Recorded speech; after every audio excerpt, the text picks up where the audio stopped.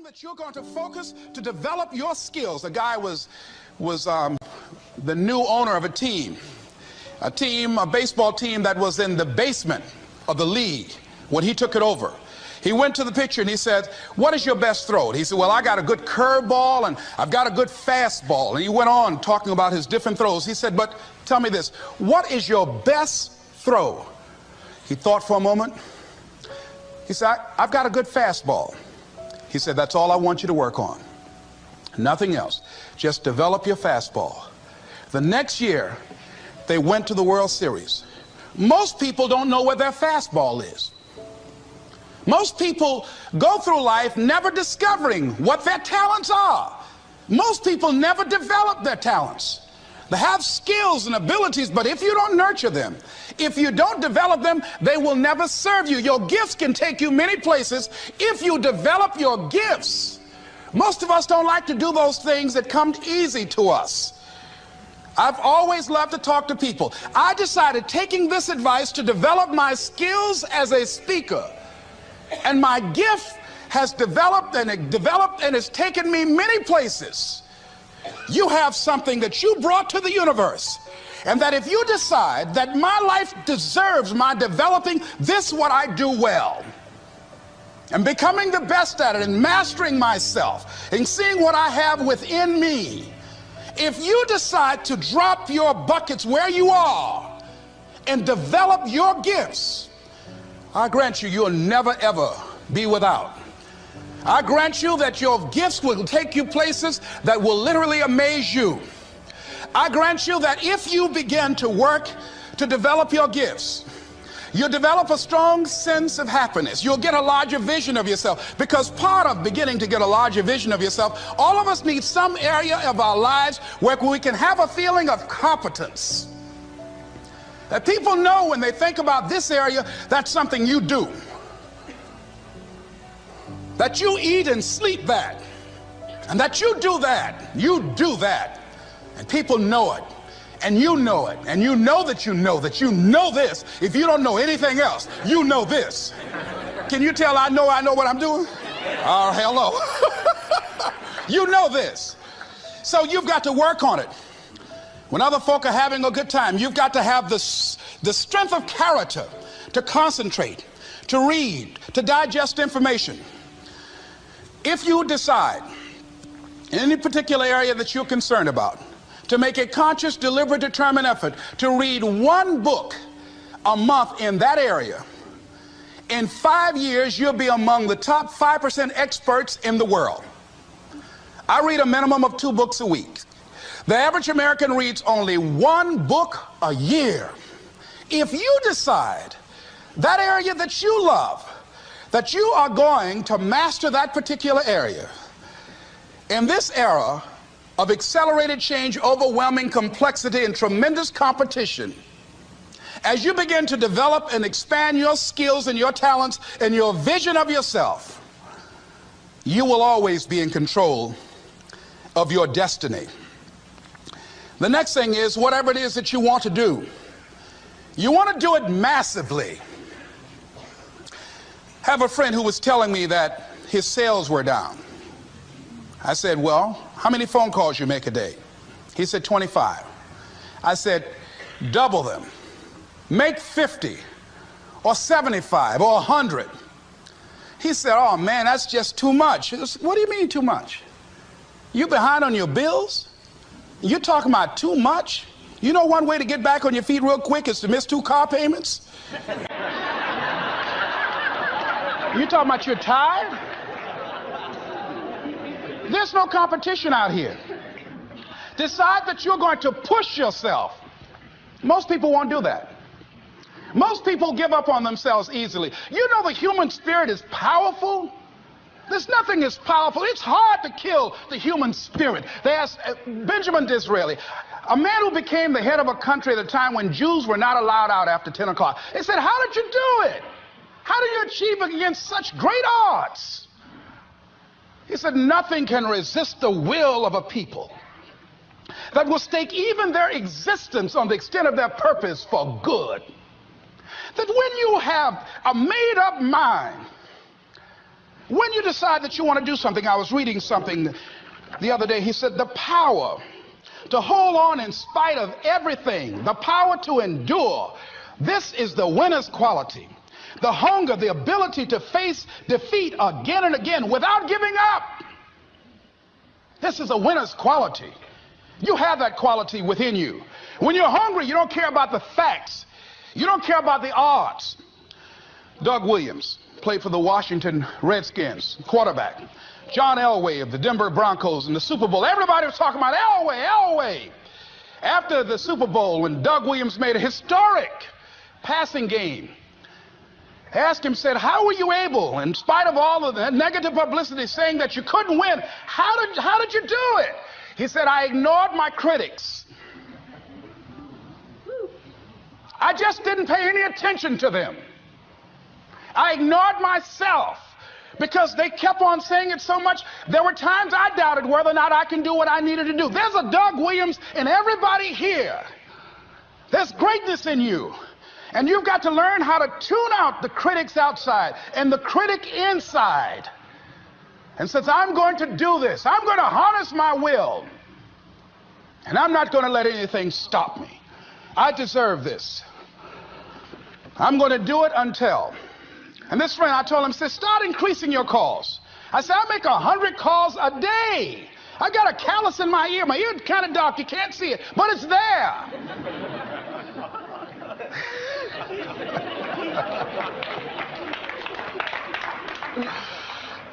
His sales have increased. He's working harder now. The other thing is that if you want something, you have got to be relentless.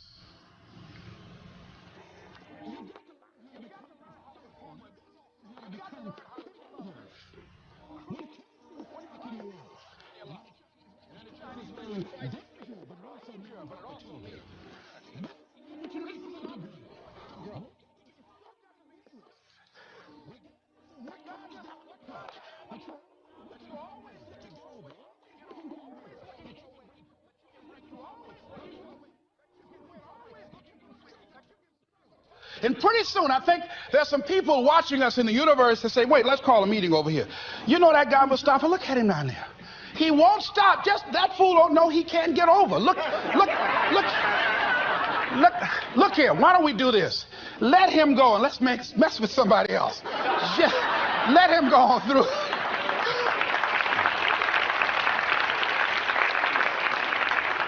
Life will just get tired of whipping you sometimes. And just say, just let this one go. I believe this. Now, no one has told me this.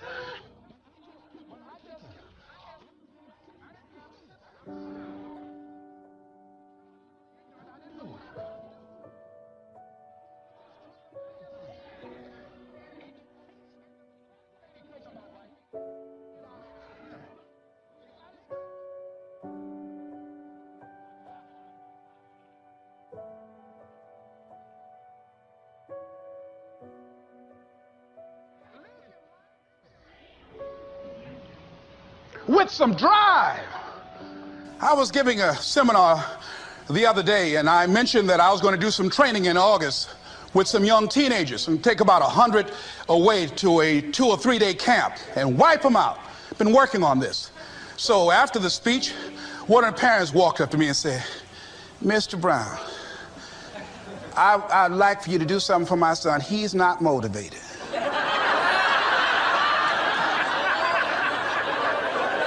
I said, I wonder why.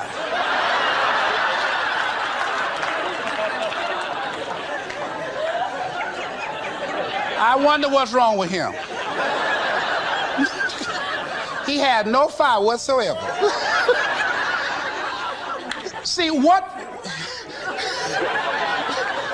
you do speak so loudly, folk can't hear what you're saying. And so if you don't have any fire, you've got to watch the people, the relationships that you develop. Have people of kindred mindsets.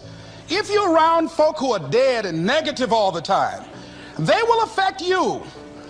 You want people that are around you that have smiles on their faces, looking good, I was telling a group last week, Abraham Lincoln refused to hire a guy because of his face. They said, but the guy can't help it. He said, anybody over 30 is responsible for their face.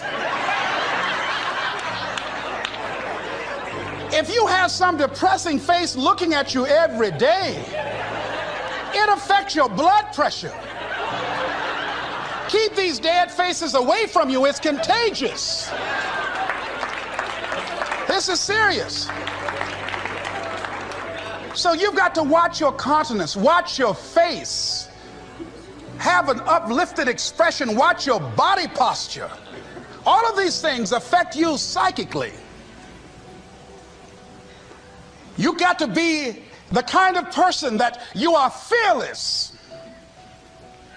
Fearless. Folk leave fearless people alone. There's some people walk through a neighborhood and every dog in the neighborhood would bark at them.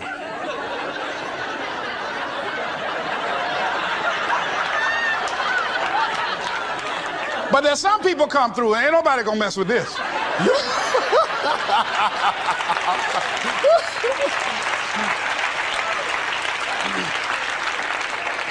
You are unstoppable. And because you are unstoppable, because you've got power that you haven't even begun to use yet, you owe it to yourself to release your brakes. How many of you have the experience of pulling out of your driveway and you mashed on the accelerator and the car was just going, it couldn't move, and you mashed harder and it couldn't move, and then you discovered you had your emergency brakes on, and then you release those emergency brakes and it goes, choo!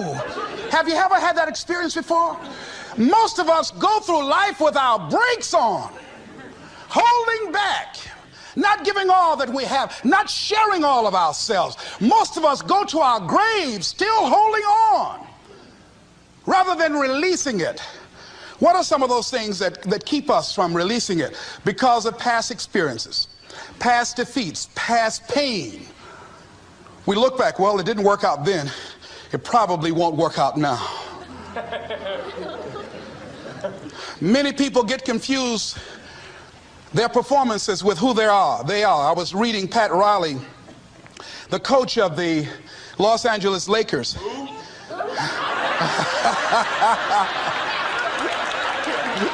But you're going to like this quote here.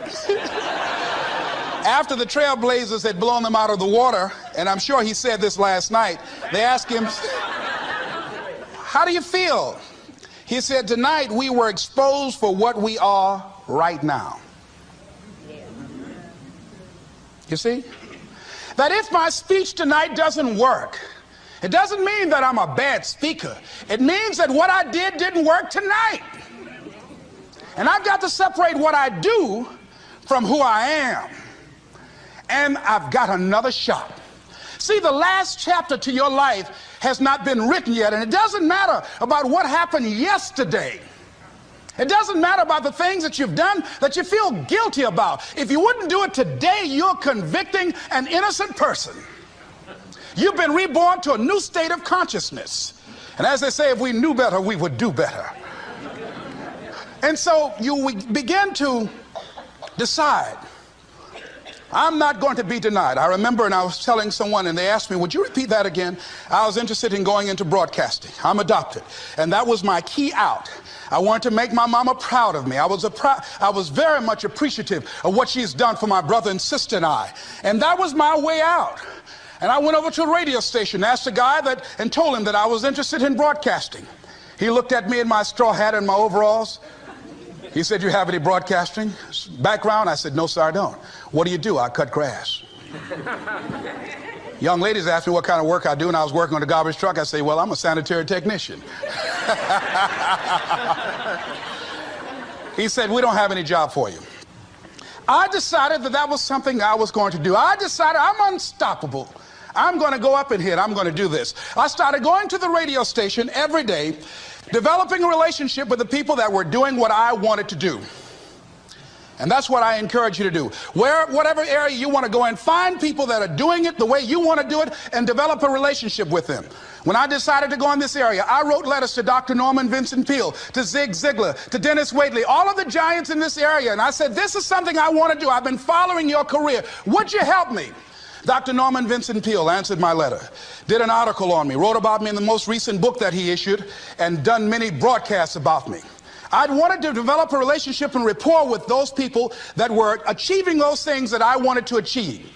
By the same token, I would go to the radio station, and I developed a relationship with the guys. And they used me as an errand boy when they needed some food or someone to go pick up entertainers that came into town. Temptation singing My Girl, Jerry Butler singing For Your Precious Love, Sam Cooke singing Darling You Send Me. I would pick up the entertainers at the airport and drive them around in the disc jockeys, big Cadillacs. They didn't have any driver's license, but I was acting like I had some.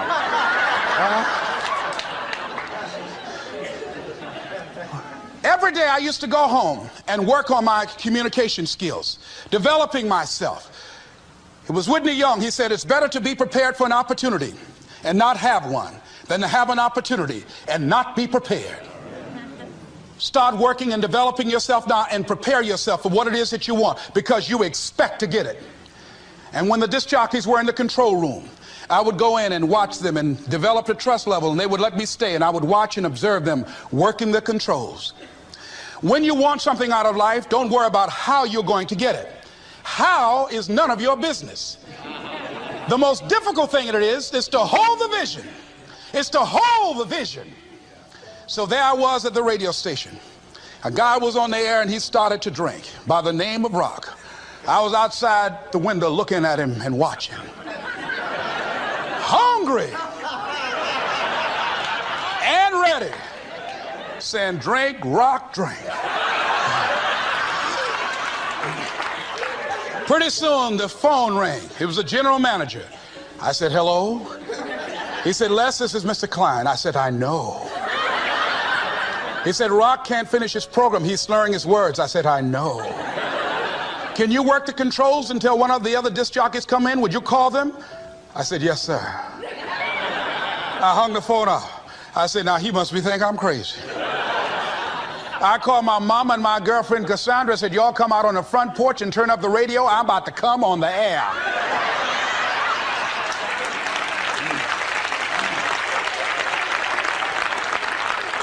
I waited about 15 minutes. I called him back. I said, Mr. Klein, I can't find nobody. He said, well, why don't you go in there and work the controls until they get there? And don't say nothing here. I said, yes, sir. I couldn't wait to sit down at that turntable, Mustafa. I said, look out, this is me, LB, Triple P, Les Brown, your platter playing Papa. There were none before me and there will be none after me. Therefore, that makes me the one and only. Young and single and love to mingle, certified, bona fide, and indubitably qualified to bring you satisfaction and a whole lot of action. Look out, baby, I'm your love man. I was hungry.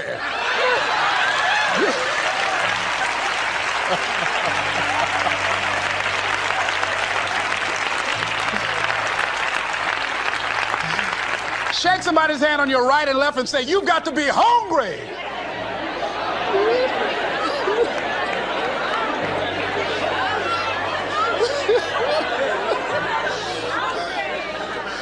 Well, y'all something else. You hear me? You want to be persistent about what it is that you want to achieve. Alexander Graham Bell said, what this power is, I cannot say. All I know is that it exists, and it becomes available only when a man or a woman is in that state of mind in which he or she knows exactly what he or she wants and is fully determined not to quit until they find it. When our children are learning how to walk, how many times will your baby attempt to walk and fall and you just say, just sit down, don't try anymore, you've fallen 20 times. Just sit down somewhere, busting your lip and everything, getting in folks' way. When will a baby walk? It will walk when it walks. That's when it will walk. Les, when will you be known nationally as the motivator? I will be known when I'm known. That's when I'll be known. Don't get caught up in, well, I've tried it 4 or 5 times and things didn't work out. If there's something that you want and you're hungry for it, you've got to do whatever is necessary until. And when you give the best you can and that's not enough, you must do what is required. And don't give up on yourself. Don't throw the towel in so quickly. Many people give up on the 1-yard line, where if they have the determination just to keep on knocking. It's a funny thing about life. If you're home one day and someone is knocking on the door and you say, I don't want to be bothered today, and if that person just keep on knocking, say, can you believe that fool's still knocking? Pretty soon you say, what is it? What do you want? And that's how you've got to be about your dream. Some people, well, I guess ain't nobody home. I knocked on the door, but nobody came. I heard the television on and people were moving around, but I guess opportunity probably went out the back door. Oh, no. See, life is not just that simple. It's not that cut and dry. And that's why most people never realize their personal greatness, because they're casual about life. And when you are casual about life, you will end up a casualty. Life is serious business. So I encourage you to be persistent, to not decide that, well, I've done the best I can. I guess I just can't have it. Don't make that decision. Many of us make premature decisions about ourselves. Calvin Coolidge said something, a man who was a president that was not known for his eloquence or making any historical decisions, but something he wrote about persistence. And he says, press on. Nothing can take the place of persistence.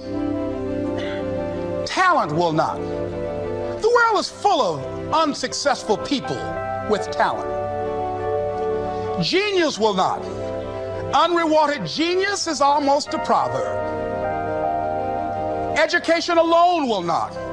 The world is full of educated derelicts. Persistence and determination alone are omnipotent.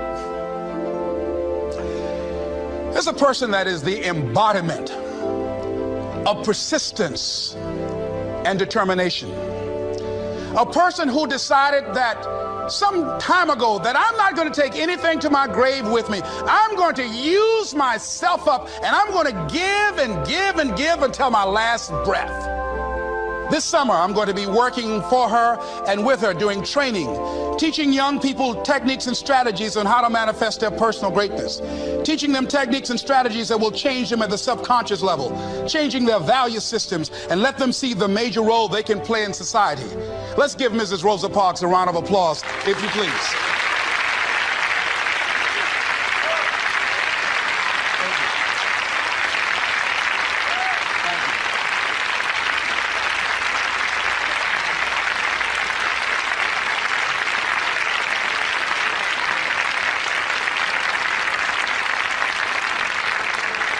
Here we are in the presence of greatness. Mrs. Parks, people over here couldn't see you. Would you come up? Could you? She's such a beautiful person.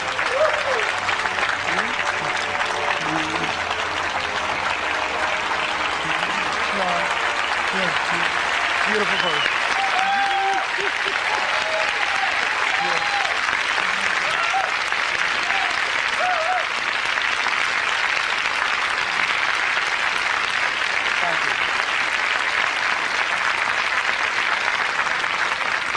I encourage you to see Mrs. Parks and Mrs. Elaine Steele about the Rosa and Raymond Parks Institute for Self-Development. If you're interested in your children participating in that, they have some information over here to share with you. It is just fascinating and just a blessing to have this woman when a lot of folk who are giving up. And here this year she celebrated her 75th birthday and still has a dream of being an instrument of change. And there is a Rosa Parks in all of us who made a decision at one point in time, standing on the platform of oughtness, as Immanuel Kant talks about in a book called Critique of Pure Reasoning, that there's certain things we know we ought to do. We just know it. We owe it to ourselves and those around us. I don't know what your dreams are. I don't know what your goals are. But let me leave this with you. Mine is to be the best son that I can to my mother. Mine is to be the best father that I can to my children, and to be the best servant that I can to humanity, and the best man that I can to the woman that I've decided to share my life with. Whatever your goals are, I know that you can achieve them. Here's something that I'd like to leave with you.